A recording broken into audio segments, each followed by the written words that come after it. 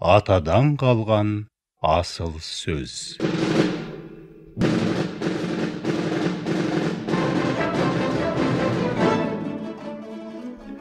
1675-1768 жылдары аралығында өмір сүрген Ақтамберді жыраудың өсиеттері.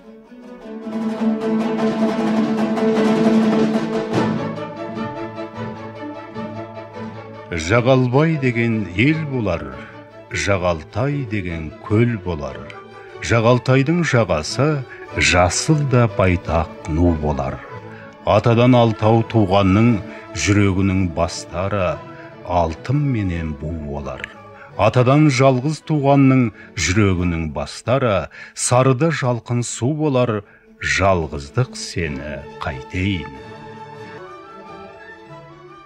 Жағама қолдың тигенін, жалғыздық сенен көремін.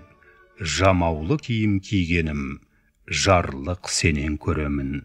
Атадан тудым жалқы боп, жақыннан көрдім талқы көп.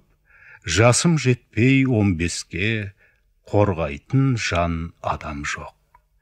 Кәрі ақсайды ақылдан, ер ақсайды жақыннан. Қазір әлсіз болсам да, үмітім бар ақырдан.